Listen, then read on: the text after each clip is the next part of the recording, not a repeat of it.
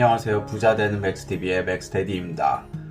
오늘 이야기해볼 주제는 향후 2, 3년간 부동산이 어떠한 흐름을 보일 것인가에 관한 내용입니다. 제가 얼마 전에 이제는 자금의 흐름이, 돈의 흐름이 부동산에서 주식으로 옮겨가는 중이라고 말씀을 드렸죠. 주식 투자의 큰 흐름이 성장주들은 이제 조금 조정을 받을 듯 보이지만 가치주들이 새롭게 등장을 하면서 새로운 상승장의 형태를 만들어내고 있는 중입니다. 껍데기만 있으면서 꿈을 파는 기업들보다는 농장과 같이 산출물을 제대로 만들어내면서 이익을 내는 기업에 투자를 하라고 계속 말씀을 드렸었는데, 이제 그러한 기업의 가치가 시장에서 그동안 저평가되어 왔었기 때문에 어느 정도 자리를 잡아간다고 보시면 됩니다. 금리가 어느 정도 오르는 추세를 탈 동안까지 이러한 기업들의 주식의 상승 흐름은 이어갈 것으로 보이고요. 앞으로 조심해야 할 것들에 대해서 다른 영상에서 말씀드렸듯이 상대적으로 그동안 많이 올랐던 성장주들은 지속적으로 상승하는 것보다는 이제부터는 조금 조정의 시기가 있을 듯 싶고요. 이렇게 주식으로 투자의 큰 흐름이 바뀌는 중인데 왜 갑자기 또 부동산 이야기를 하는 거야? 하고 하시는 분들이 있으실 겁니다. 제가 처음에 재테크 채널을 만들면서 흐름이 부동산 쪽에 있었기 때문에 부동산을 위주로 좀 말씀을 드렸었고요. 하지만 중간에 주식으로 흐름이 만들어지는 듯해서 주식 투자의 큰 흐름과 방향에 대해서 말씀을 드렸었습니다. 부동산은 앞으로 어떻게 될 것이다 라고 말씀드렸던 내용들은 이제 거의 그대로 맞아 떨어져 오고 있는 중이고요. 예전에 정책을 답습하는 정부 정책으로는 공급 부족 해소가 되지 못할 것이었기 때문에 주택 시장은 계속 상승해 왔었고 전세가 급등하는 시기가 올 것이라고 말을 했었죠. 제가 이야기한 분양시장 양극화가 현재 진행 중인 것으로 보이고 이는 더욱 심화될 것으로 보이는 상황입니다. 이렇게 부동산 시장의 흐름을 어느 정도 말씀을 드릴 수 있었고 또 그 이야기가 대부분 맞았던 이유는 현재의 흐름이 과거 2000년대 후반과 많이 닮아있기 때문인데요. 제가 데자뷰인 거 아니야? 하면서 영상을 예전에 올려드린 적이 있기는 하고요. 경제 위기 상황에서 금리를 내리면서 돈을 풀었던 것도 그렇고 이런 상황에서 민주당 정권 하에서 부동산 규제 정책들이 쏟아져 나오는 것도 그렇고 그럼에도 불구하고 잡히지 않는 집값도 그렇고 참 많이 닮아 있었습니다. 비슷하게 흘러가는 거는 그러면 이제 아시겠고 그럼 앞으로 2007년 이후에 시장 흐름을 잘 보면 지금부터 일어날 일도 대충 알 수 있는 거 아니야? 하시겠지만 그럼 이제 그럼 찾아보자 라고 생각을 하시더라도 막상 과거 기사를 하나씩 찾아보면서 이러한 흐름을 한눈에 들어오게 파악하시는 게 굉장히 어려우실 겁니다. 너무 시간대가 넓게 퍼져 있기 때문이죠. 광범위하게. 실제로 찾아서 일일이 비교하면서 보기에는 좀 어려운 게 사실입니다. 2007년 부동산, 2008년 부동산 이렇게 검색을 해서 기사를 찾아보면 엄청나게 많은 기사들이 나오거든요. 제가 다음 부동산 뉴스 섹션에서 핫 이슈라는 곳에 들어가시면 이러한 뉴스들이, 부동산 뉴스들이 매년 월 단위로 주요 부동산 뉴스가 정리돼서 나오는 곳이 있다라고 소개를 시켜드린 적이 있었는데 이거는 핸드폰 말고 컴퓨터로 봐야지 나오는 메뉴이고요. 이게 부동산 흐름을 크게 파악하기에는 좋은 자료긴 하지만 금융위기의 외생 변수로 인해서 부동산이 무너져 내리기 시작한 2008년부터 뉴스들이 나와 있다는 게 조금 단점입니다. 지금의 흐름은 아직도 규제에도 불구하고 약간의 주춤함을 두었다가 다시 상승의 모양새를 나타내고 있는 2007년부터랑 되게 굉장히 닮은 모습을 보이기 때문입니다. 2007년을 알아야 된다는 거죠. 그러던 와중에 KDI라고 이제 코리아 디벨롭먼트 인스티튜트라고 일종의 정부 연구기관인데 여기에서 경제정책 시계열 서비스를 제공한다는 소식을 듣고 들어가 보니까 이러한 부동산 큰 정책 흐름을 시계열로 보기 쉽게 좀 정리를 잘 해서 관련된 기사들과 같이 보여주기도 하고 정리가 되게 잘 돼 있는 것 같아서 소개도 시켜드릴 겸 2007년부터 2년여 동안 어떠한 일이 있었는지 이야기를 드리고자 이번 영상을 준비하게 되었습니다. 부동산 시장이 재미있는 게 그때랑 이때랑 이렇고 저렇고 해서 상황이 똑같은 건 아니야. 이런 부분은 틀리기 때문에 이대로 흘러가지 않을 거야 라고 말씀하시는 분들이 계시겠지만 잘 보시면 부동산 시장에 영향을 미치는 요소들이 순차적으로 어떤 식으로 배열이 되어 왔고 그 배열된 이벤트들이 어떤 영향을 미치고 결과가 어떻게 나타나 왔는지 그리고 그 후에 이어지는 내용들이 어떻게 되는지가 굉장히 유사하게 흘러갑니다. 위기를 극복하고자 돈을 풀고 규제를 풀고 하면서 경기가 조금 살아나는 듯 보이다 버블이 만들어지는 거고요. 버블이 만들어지는 와중에 경기가 조금 더 좋게 살아나는 듯한 기미가 보이면 버블에 대한 우려로 긴축 정책을 피게 되고 규제 정책을 피게 되고 하면서 부동산의 상승 흐름이 어느 정도 이어지다가 한 번에 큰 충격으로 조정을 받는 패턴들이 벌써 몇 번에 걸쳐서 반복을 하고 있는 이유가 이러한 이유 때문입니다.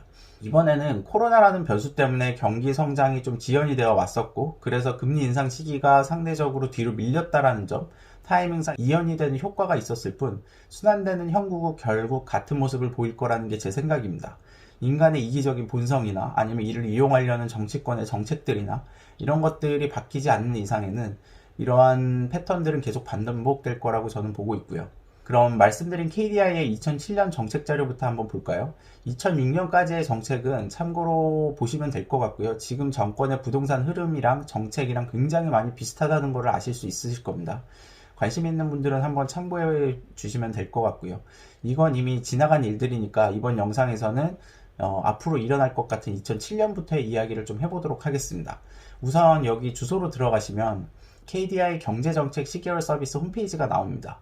여기서 추천 시계열 중 국토교통, 부동산, 주택시장 자료를 클릭을 하시면 1990년부터 지금까지 부동산 정책들이 쭉 시계열로 나오게 됩니다. 2006년에 발표됐던 마지막 정책이 11월에 나온 부동산 시장 안정화 방안으로 주택 공급을 확대하겠다라는 것과 주택담보대출을 규제하겠다라는 것, 그리고 임대주택을 늘리겠다라는 것이 주 내용이네요. 지금의 정책과 굉장히 많이 비슷해서 좀 혼란스러우시죠? 지금의 얘기를 하는 게 아닌가라고 말이죠. 정책 내용과 함께 언론 동향이라는 메뉴가 있어서 그 당시 때 기사들을 좀 뽑아내서 어떤 흐름이었는지도 같이 보여주고 있으니까 참고해 주시면 될 것 같습니다. 그 당시 상황을 이해하는 데 도움이 되시겠죠, 그러면?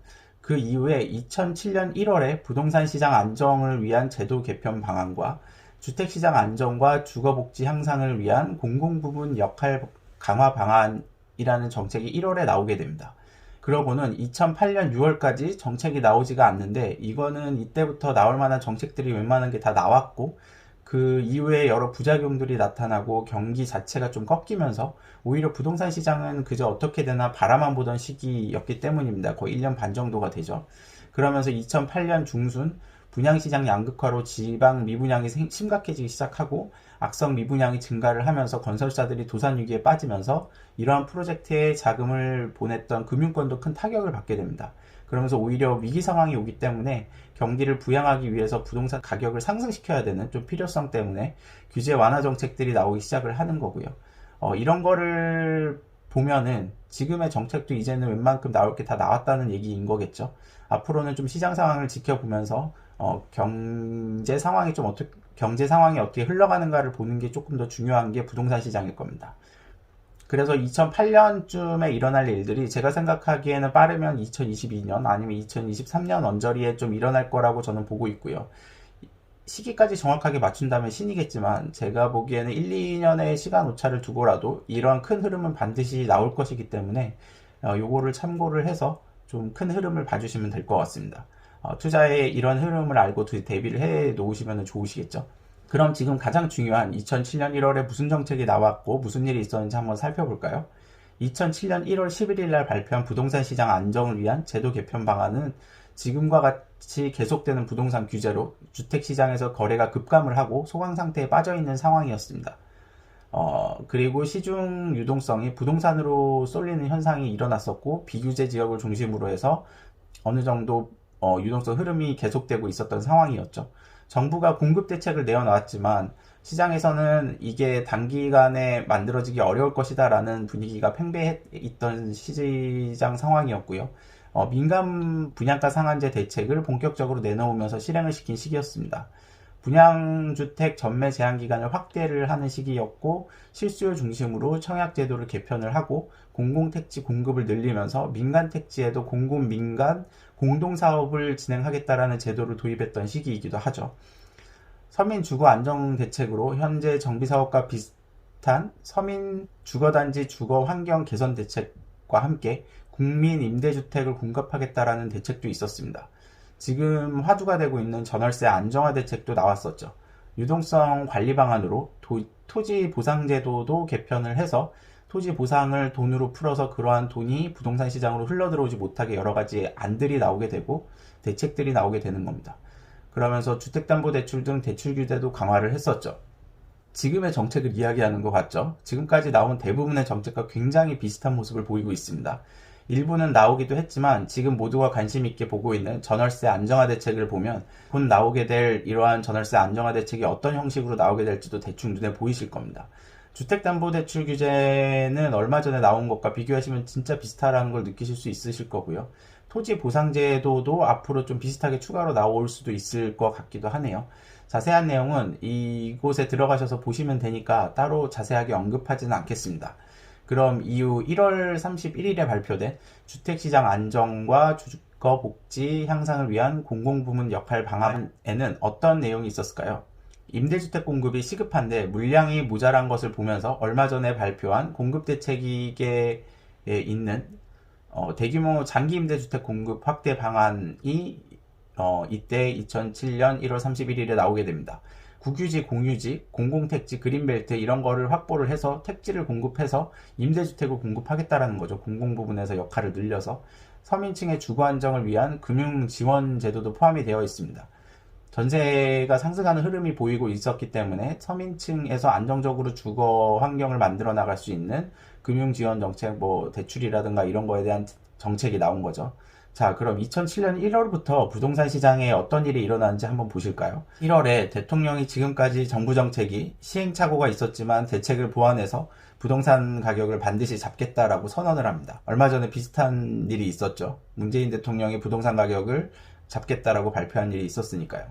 주택대출을 옥죄면서 투기는 어느 정도 잡힌 듯 보였었지만 서민 실수요자들까지 집을 못 사게 되어서 이런 층까지 불만이 터져나오게 되는 상황이 만들어집니다. 이것도 똑같죠. 이제는 집값이 너무 올라서 좀 떨어질 수도 있는 거 아니야? 라는 우려의 목소리들도 많이 나오기 시작을 하고요.